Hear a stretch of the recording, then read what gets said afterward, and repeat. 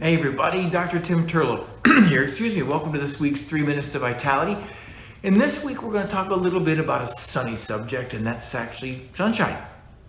So as we come through the end, I pray, of the end of this restriction, the social isolation, the being hermits in our caves, and we come out a little bit using some common sense with some basic social distancing, washing your hands, wearing a mask in public places. Simple stuff at this juncture that we can do to minimize the spread. Another thing that we know already and that we've heard a lot about is sunshine.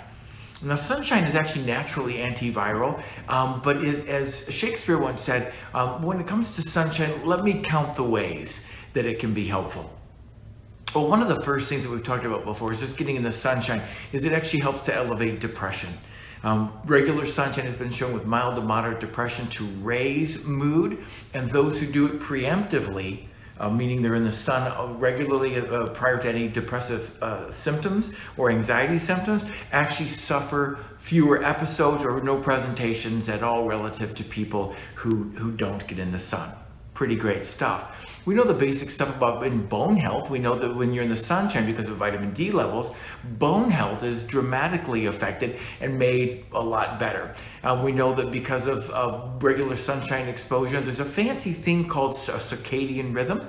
We've talked about that before. It's actually our light and dark wakefulness patterns. And there's a little fancy thing inside there called the pineal gland that actually, when sunlight hits us, it actually kind of wakes us up, stops the production of melatonin, elevates some other things with serotonin and dopamine, some other things. And it actually gets us these light and dark cycles that resets our clocks.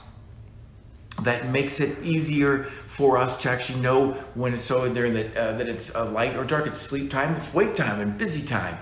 So we at nighttime, when you get that nice drowsy feeling at 8 o'clock, 9 o'clock, you're probably actually just a consistent thing. That's probably meaning your circadian rhythms are quite terrific, and that's great. Another thing that regular sunshine does is it lowers blood pressure and it lowers the incidence of cardiac episodes and stroke.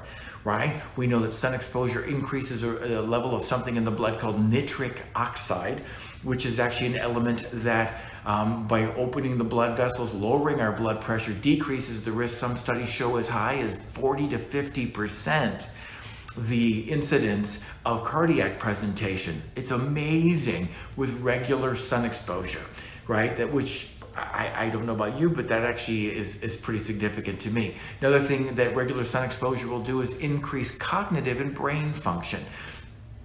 We actually know that even another part of our brain actually that's responsible for storage of memory, both long and short term in different ways, but it's called the hippocampus. And we know that regular sun exposure has been demonstrated to actually increase the size of the neurologic cells in the hippocampus, if facilitating our ability to remember things. And we know that on cognitive testing, scores actually for people who actually end up getting a regular sun, they go up, and memory tests actually improve in performance for people who are regularly in the sun, and that's an amazing thing. Skin disorders, psoriasis, eczema, acne, significantly increased when we have increased improvement when we actually have regular exposure to the sun. And last but not least is cancer exposure, which is kind of a surprise for some people, and it's been tied to vitamin D significantly. And I could go for another 3 minutes on the cancer presentation with sun exposure,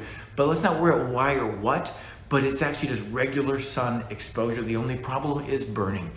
We even have, with cancer exposure, it's with 17 different cancers that we have studies that are actually showing sun exposure will appreciably decrease the risk of these 17 different types of cancer. One study even comparing New York up here in the Northeast down to New Mexico, way down in our Southwest, actually having New York having 300% more frequency of colon cancer than the people in New Mexico suffer. So get out in the sun, enjoy its benefits for the antiviral character to clean up after this COVID thing that we're still going through. It's a great way to elevate mood, improve health in just about every way. Make it a part of your regular health routine. It makes a dramatic difference. Let not your hearts be troubled, and we'll see you next time. Thanks much.